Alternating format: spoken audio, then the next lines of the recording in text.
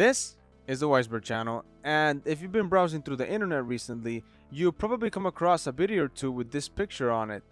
These are the Backrooms, an uncanny place where people seem to disappear to unexpectedly without warning. This terrifying creepypasta had its beginnings on 4chan in 2019 when an anonymous user posted an image of what appeared to be an office space covered with yellow wallpaper and illuminated by fluorescent lights.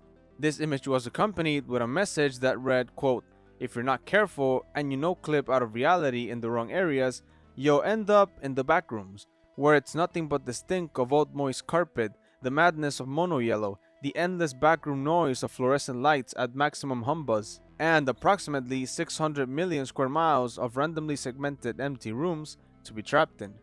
God save you if you hear something wandering around nearby, because it sure as hell hurt you." This creepy text sparked a series of videos and stories detailing the experiences of people who had accidentally no-clipped into the backrooms. The meme continued to spread and became what it is today. Now, there are many interpretations and canons for the backrooms, but for the purposes of this video, we will be focusing on the narrative provided in the Wikidot, which is the most expansive source that I could find. Having said that, what exactly are the backrooms, and why are they so scary? Well, to answer that question, we must first take a look at the backrooms themselves to see how they actually work.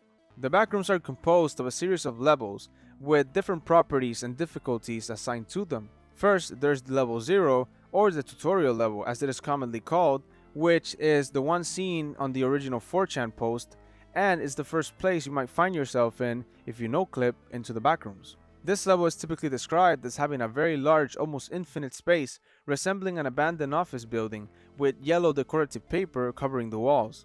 The room is characterized by a never-ending buzzing sound and damp, wet carpets lining the floors. There is also a strange, unknown substance leaking from the ceiling which is unsafe for human consumption.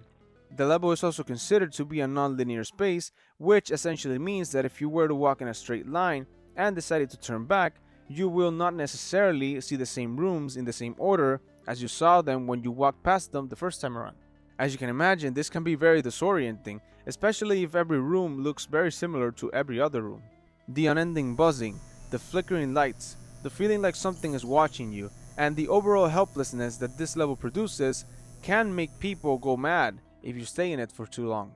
Like this one, there are many levels to the backrooms, each with different looks, properties, and rules. It is also worth mentioning that various entities can be found roaming most of the levels, each with their own unique abilities and behaviors. Some are more dangerous than others, but make no mistake, they will result in your death if you're not careful. Level 1, which is the next level after level 0, is described as being a large, sprawling warehouse that features concrete floors and walls, exposed rebar, and long-hanging fog with no discernible source. The level is generally considered to be safe and is classified as having a low entity count. There are also people hanging around, and there is even an outpost where wanderers can get a bite to eat and stay protected from entities. After this, there is level 2, which consists of mainly dark gray concrete maintenance tunnels stretching on for millions of miles. Then there is level 3, where there are a series of long, dark, twisting hallways that work similarly to level 0 according to the Wikidot. As you can see, the backrooms go on, with some levels being extremely hazardous for humans and others not so much. Some are weirder and some are tamer by comparison. But there is one thing that's for certain, and that's that the backrooms have a lot of levels to them, with more being added as the Wikidot gets updated. However, because the lore is so expansive and contains a lot of information, it's not really feasible for me to explain it all in one video, but I'll leave a link in the description in case you want to check it out for yourselves. Now that we know what the backrooms are and have a rough idea of how they work, we can tackle the question of why they are so scary and what exactly makes them stand out from every other creepypasta out there.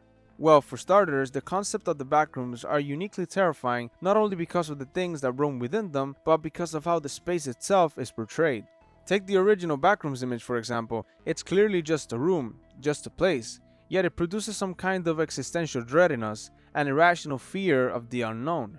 These types of images are what are known as liminal spaces, which can be described as a location which is a transition between two other locations, or states of being. These spaces are sort of a middle ground between where we are going and where we have been already. Where these images succeed in making us uneasy is by inserting us in the locations without any context. In other words, we don't know where we came from, and we can just barely distinguish where we are headed. This feeling of not knowing where you're going wakes up a sort of primal feeling inside of us, warning us that something is not right. As we can see, these images are strangely familiar places we have been before. Take this image of level 33 for example.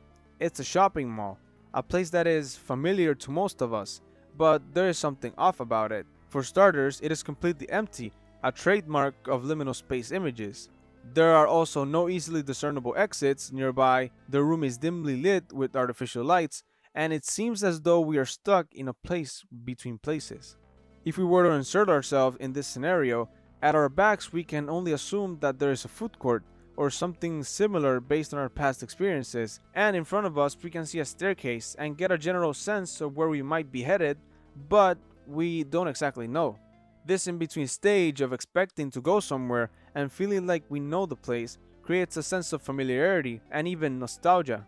However, because we are at the brink of getting there, our brain is still expecting something to happen, some sort of closure, but it never gets it.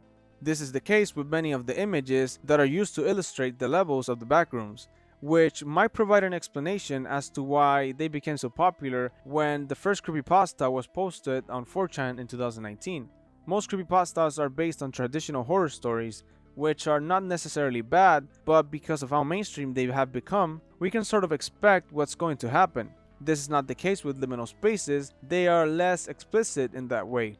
It's not so much a feeling of terror, but a general sense that something is wrong, and we can't quite put our finger on it.